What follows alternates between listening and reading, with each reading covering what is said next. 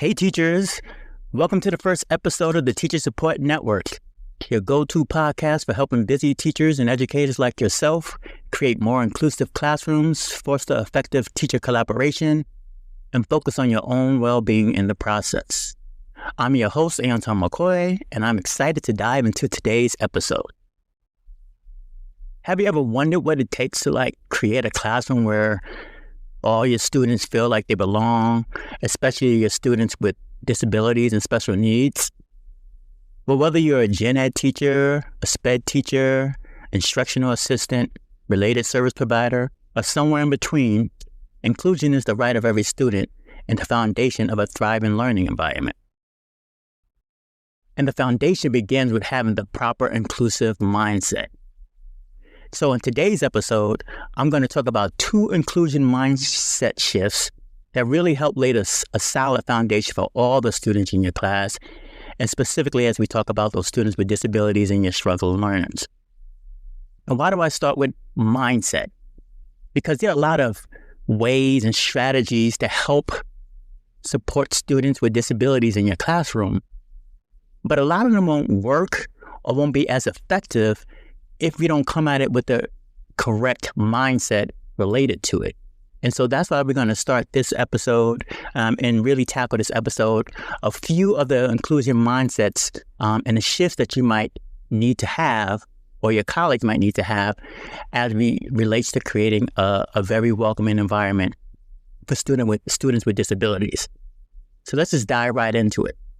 So what's the first inclusion mindset shift that I want to talk about? Well, it's this, and you might have heard it before. It's not new, but it's not my students, not your students, but our students.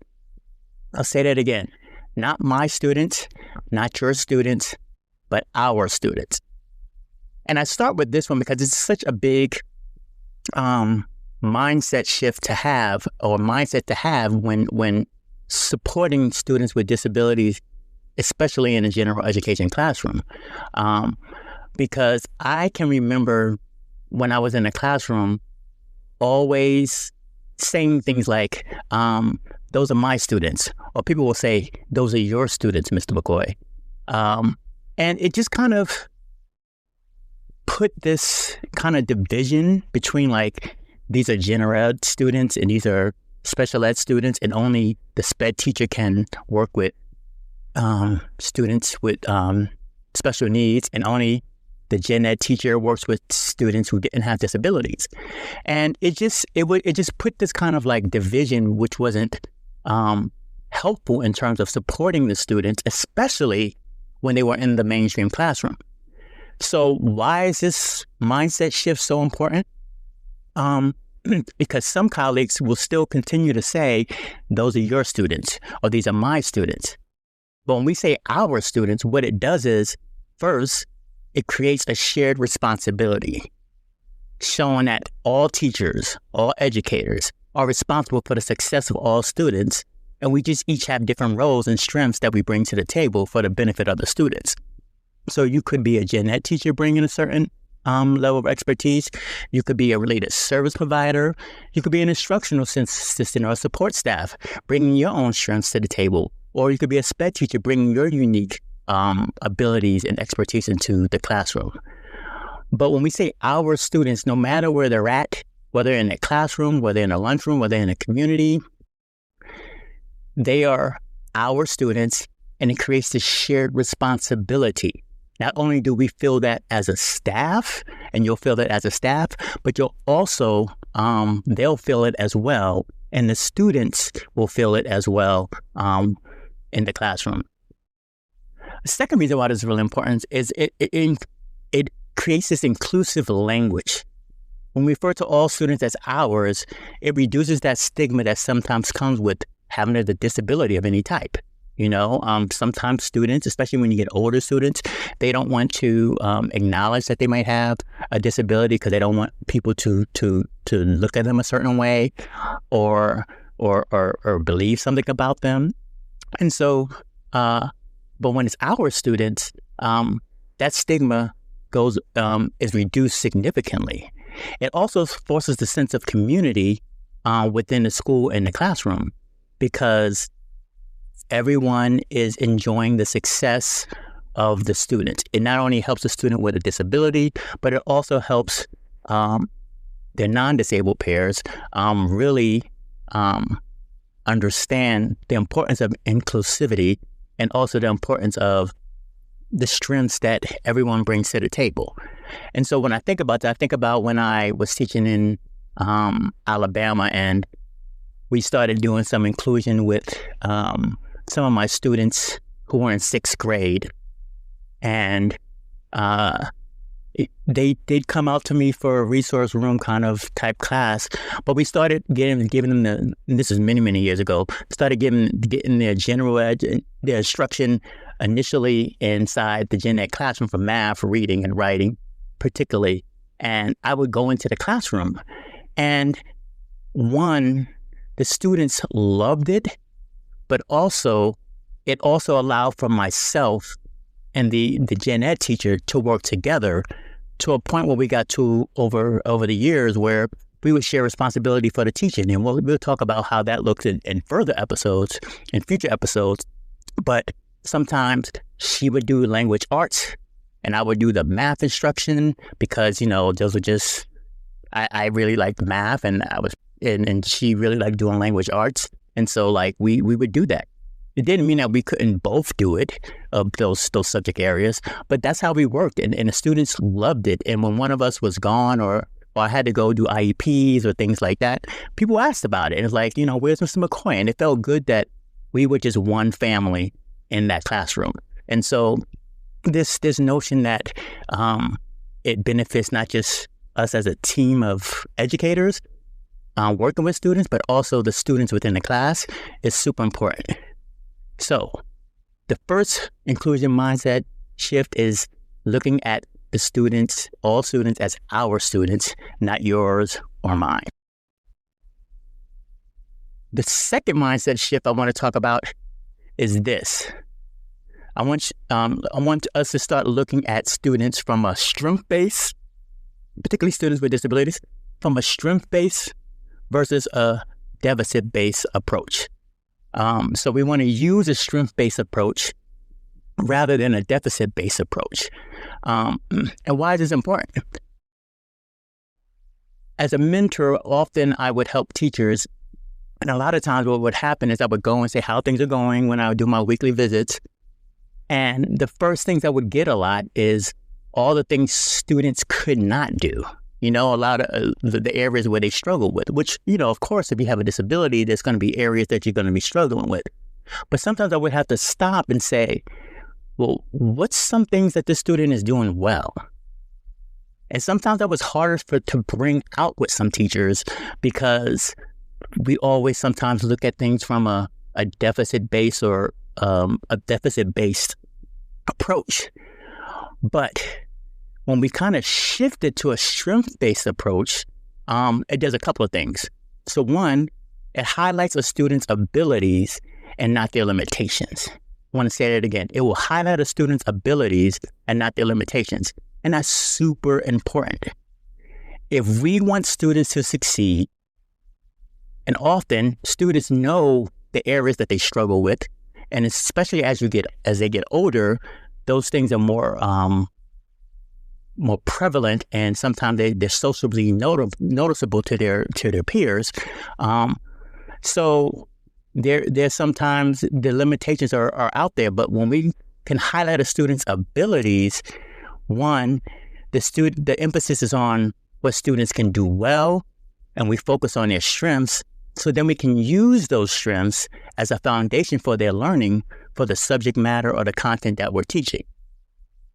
I think it also encourages productive struggle in students to better tackle areas of difficulty.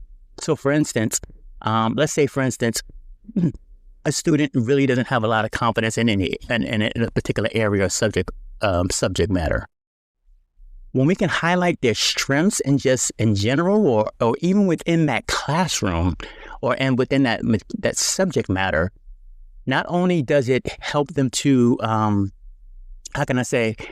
feel a little more encouraged, but they gain a lot of confidence And it produces this struggle where like they're more willing to take a risk to do some other things that they might not have been able to do in the past, or would have been hesitant to. And so because we're saying we're like using their strengths to help bring out some things that as we help them with areas that they have are particularly weak. And it made me think about another situation in the same classroom I was talking about, the sixth grade classroom, where I had some of the students were being included into the gen ed classroom. I had a student who was in math particularly, and he could not do numbers and operations. Like, it was such a struggle for him. Sometimes we had to try to keep him up. He was shut down. And math was always a challenge. And it caused behavior problems and things like that, just because he was trying to avoid the work with numbers and operations particularly.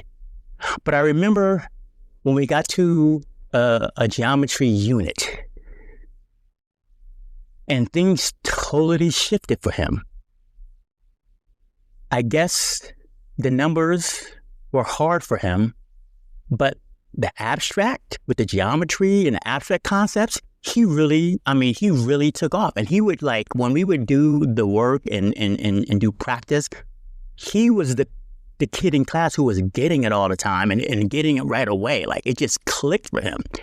Not only was he staying up in class, but he was also raising his hand, asking to do some of the work, which he never, and to volunteer in the classroom, which he never did before.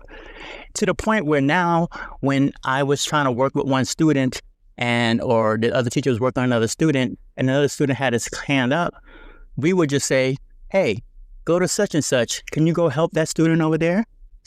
So a time where he was always getting help, he was able to help other students and his classmates. They saw him in a different light, but it boosted his confidence so much. Now, that's not just to say like he became an ace at math. No, not at all. He still has struggles, but capitalizing on his strengths and finding those areas, and sometimes it takes a while to find those areas, which is okay. That is what I'm talking about, using a strength-based approach versus a deficit-based approach. Going in with that mindset, I think really it's beneficial to not only the students, but also to the teachers as well. So we're going to start wrapping up this short episode. And as we wrap up, let's review the 2 inclusion mindsets that will just really help you lay a foundation, or you already may be in the process, and so help you to go further and begin creating a more inclusive classroom environment. So the first one is not my students, not your students, but our students.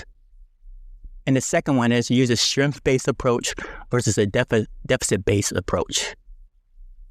So let's make, as we end, let's make some connections to your own teaching practice. So which of these inclusion mindsets is the easiest for you to adapt and incorporate into your teaching practice? And really think about why. Which one of these is easiest for you? And then which of these mindsets is more challenging? And think about why that is more challenging for you. And the point of this is just for you to just really think about how our mindset around inclusion and students with disabilities and in our classrooms really impact what we do, right? So really take those things, think about them. And the one that's more challenging for you, I would just say start seeing how you can shift your mindset around that moving forward throughout the school year. So, thanks so much for tuning in today. I hope today's episode was useful to you. If you found this episode helpful, or you know anyone who could benefit from the message, please share it with a fellow educator. And don't forget to go to my show notes to get a recap of this episode and links to helpful resources in my social media platforms. And that's it for now. Thank you for listening.